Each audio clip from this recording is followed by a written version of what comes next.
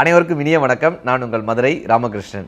இந்த வாழ்க்கையை நல்ல வாசிப்போடும் புரிதலோடும் இந்த வாழ்க்கையை உண்மையிலேயே ரசித்து வாழ்கிறோமா என்கிற ஒரு கேள்வியோடு இந்த வாழ்க்கையை கடந்து விட மாட்டோமா என்கிற பெரிய முயற்சி தான் இந்த நிகழ்ச்சியினுடைய ஒரு மாபெரும் நோக்கம். அந்த வகையில் இன்றைக்கு நம்ம பார்க்கக்கூடிய புத்தகம் ராபின் சர்மா அவர்கள் எழுதியிருக்கக்கூடிய மெகா லிவிங் அப்படின்ற ஒரு அற்புதமான ஒரு புத்தகம். கிட்டத்தட்ட 1 மில்லியன் காப்பீஸ் கடந்து விற்கப்பட்ட ஒரு மாபெரும் புத்தகம் இந்த புத்தகம்னு சொல்லலாம். வாழ்க்கையில் பல பேருக்கு வழிகாட்டுதலாக இருக்கக்கூடிய புத்தகம். இந்த வாழ்க்கையில் எதுப்பா வெற்றி? பணம் சம்பாதிக்கிறது வெற்றியா? பேர் வாங்குறது வெற்றியா? பதவி வாங்குவது வெற்றியா? வீடு கட்டுறது வெற்றியா? எது வெற்றின்னு கேட்கும்போது, சார் மெர்லின் மன்ரோன்னு ஒருத்தங்க இருந்தாங்க, நம்ம கேள்விப்பட்டிருக்கோம். மெர்லின் மன்ரோ பெரிய ஹீரோயினாக இருந்தாங்க, பெரிய ஹீரோயின், அழகோடு இருப்பவர்கள். அழகுதான் வெற்றியானா அவங்க அவ்வளவு அழகு, பணம் தான் வெற்றியானா அவ்வளவு பணம் அவங்ககிட்ட இருந்துச்சு. பதவியா அல்லது புகழா பேரா அவங்களுக்கு இருந்த காதலர்களா அத்தனையுமே இருந்துச்சு சார், அத்தனையும் இருந்துச்சு. பணம் பேரு புகழ் அழகு காதலர்கள் அப்படி அத்தனையும் இருந்தது. ஆனாலும் கூட மெர்லின் மன்ரோ தற்கொலை செய்து கொண்டார்கள் என்பது வரலாறு. தற்கொலை செய்து கொண்டாங்கன்னு வரலாறு. அப்போ இந்த வாழ்க்கை எப்படியான தருணத்தை வாழ்ந்தால் இது மகிழ்ச்சியாக இருக்கும்? நம்மிடமிருந்து நாம் எதை கற்றுக்கொள்ளப் போகிறோம்? மற்றவர்களுக்கு நாம் எதை செய்ய போகிறோம்? சார், ஒரு ஆட்டோ காலையில் இந்த ஷூட்டிங் வரும்போது ஒரு முன்னாடி போன ஒரு சார் ஆட்டோ வழியே விடாமல் போகிறாங்க.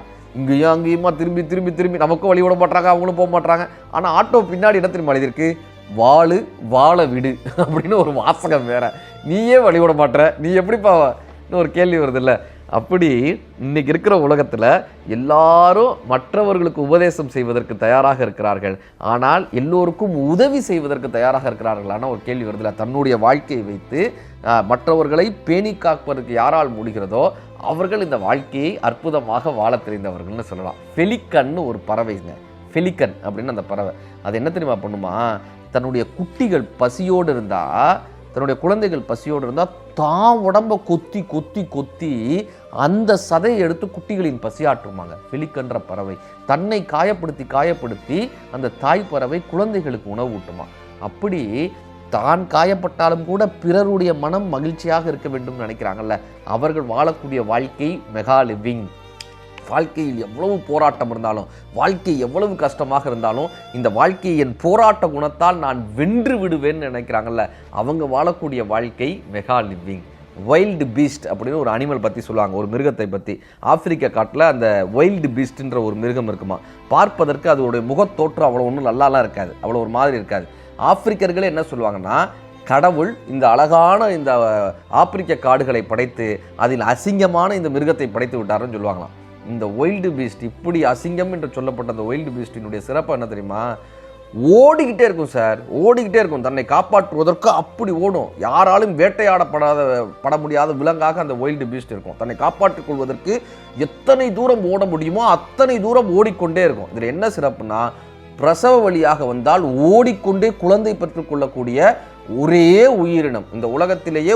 ஓடிக்கொண்டே குழந்தை பெறக்கூடிய ஒரே உயிரினம் இந்த வைல்டு பீஸ்ட்ன்ற உயிரினம். அது மட்டும் இல்லை, ஆச்சரியம் என்ன தெரியுமா? குழந்தை பிறக்குது இல்லை, பிறந்த குழந்தை 30 நொடியில் எந்திரிச்சு ஓட ஆரம்பிச்சிடும் சார். 30 நொடியில் எந்திரிச்சு ஓட ஆரம்பிக்கும். தன்னுடைய உயிரை காப்பாற்றிக் கொள்வதற்கு தன் தாயின் வயிற்றிலிருந்தே பழகிய அந்த குழந்தை 30 நொடிகளில் ஓடத் தொடங்குகிறது என்று சொன்னால் இந்த உலகம் எத்தனை ஆச்சரியமானது. இந்த வைல்டு பீஸ்ட் நமக்கு என்ன தெரியுமா கற்றுக் கொடுக்கிறது?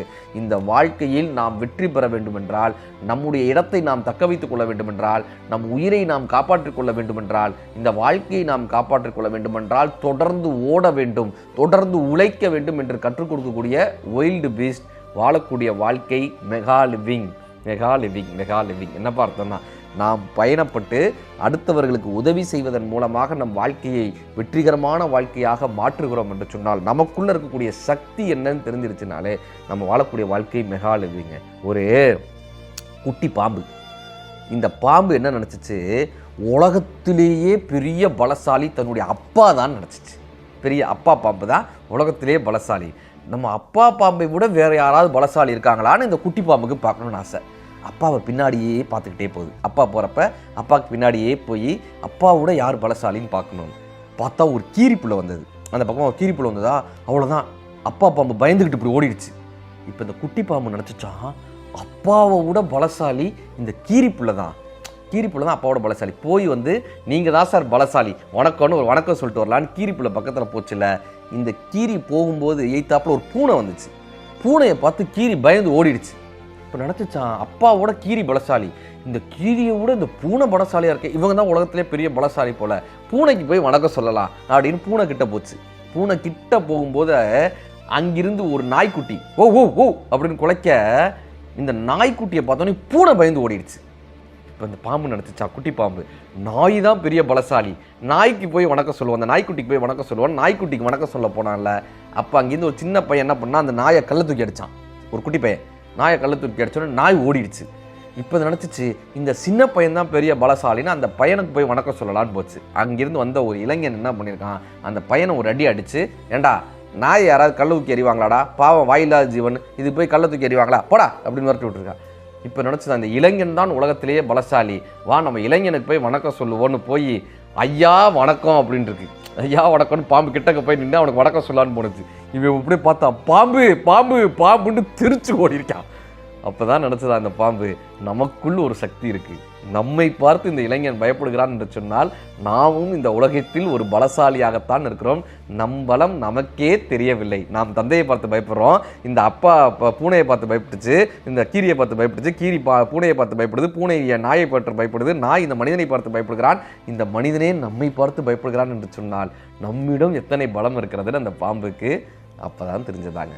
அப்படி நம்மிடம் இருக்கக்கூடிய பலத்தை புரிந்து கொண்டு அந்த பலத்தின் மூலமாக ஓடக்கூடிய சக்தியை நாம் பெற்றுக்கொண்டு, எப்படி இந்த வைல்டு பீஸ்ட் மாதிரி ஓடக்கூடிய சக்தியை பெற்றுக்கொண்டு நம்மால் மற்றவர்களுக்கு உதவ முடியுமானால், பெலிகான் பறவையை போல் நம்மால் மற்றவர்களுக்கு உதவ முடியுமானால் நாம் வாழக்கூடிய வாழ்க்கை மெகா லிவிங் என்கிற வாழ்க்கை. இந்த வாழ்க்கையை வாழக்கூடிய அற்புதமான ஒரு சூத்திரத்தை கற்றுக் கொடுக்கக்கூடிய புத்தகம் இந்த மெகா லிவிங் புத்தகம், ராபின் சர்மாவுடைய அற்புதமான புத்தகம். இந்த வாழ்க்கையை அற்புதமாக வாழ இந்த புத்தகத்தை நீங்கள் வாசிக்கலாம். நன்றி, வணக்கம்.